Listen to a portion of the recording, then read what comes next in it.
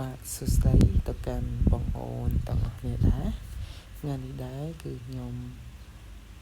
ធ្វើវីដេអូបង្ហាញពីរបៀបដូរលុយ Smart ដូរលុយ Smart ឲ្យបានមួយសប្តាហ៍ពេញដែលយើងប្រើប្រាស់បានមួយសប្តាហ៍គ្រាន់តែយើងបញ្ចូលកាតត្រឹមតែ1.50 សេនតែប៉ុណ្ណោះចឹងយើងអាចប្រើប្រាស់លេងអ៊ីនធឺណិតដល់6ថ្ងៃឬក៏7ថ្ងៃតាមយើងលេងជាក់ស្ដែងហ្នឹងណាបាទមុននឹងធ្វើការបង្ហាញកុំភ្លេចបងប្អូនជួយចុច Subscribe Channel YouTube របស់ខ្ញុំអ្នកមួយផង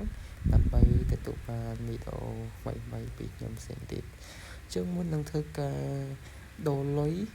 គឺយើងធ្វើការឆែកលុយនៅក្នុងប្រព័ន្ធរបស់យើងសិនតើចង់ដឹងថាលុយនៅក្នុងប្រព័ន្ធរបស់យើងមាន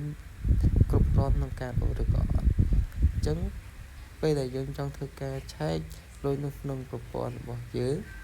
ពាក់ព័ន្ធជាមួយ Smart គឺយើងចុចសញ្ញាកាយ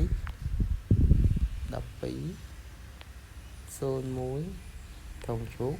ហើយយើងធ្វើការចុចបញ្ជូនតែម្ដងអញ្ចឹងធ្វើការរងចាំអញ្ចឹងវារបស់ញ៉ាំពិសេសមកគេដាក់លុយនៅក្នុងករណីចម្លង 0.93 សេនដុល្លារមានសផលភាពដល់ថ្ងៃទី20ខែ1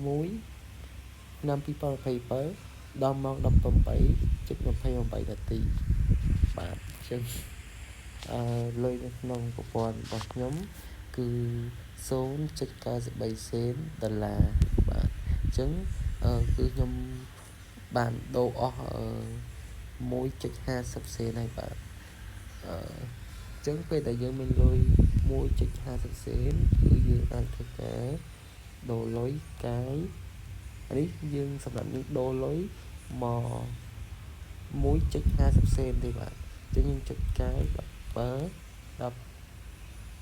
គាត់កាយយើងចុចដូរ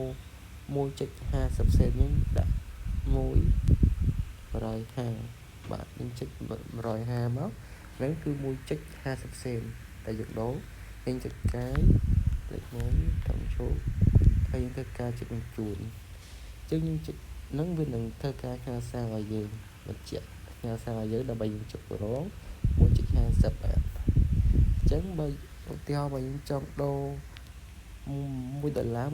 ធ្វើដូចគ្នាទៅយើងចុចកាយ17 10គាត់កាយលេខ1កាយលេខ1ទៀតត្រង់ជោគយើងជិះធ្វើការចុចបញ្ជូនតែម្ដងនឹងសម្រាប់នៅការដូរលុយតែ$1ទេតែក្នុង$1យើងអាចបានតិចបាទបានតិចយើងអាចលេងបានតែ3ឬក៏4ថ្ងៃទេបាទអញ្ចឹងអ្វីដែលខ្ញុំចង់ដល់គឺចង់ឲ្យបងប្អូនអរគ្នាធ្វើការដូរលុយកាយ10គាត់ដូរ 1.50 សេនតែម្ដងទៅយើងប្រើប្រាស់បានជាពេល6ទៅ7ថ្ងៃដែរបាទអញ្ចឹងជាចុងក្រោយកុំភ្លេចជួយ Subscribe Channel YouTube របស់ខ្ញុំអ្នកពងផងដើម្បីទទួលបានវីដេអូថ្មីៗពីខ្ញុំផ្សេងៗទៀតបាទសូមអរគុណ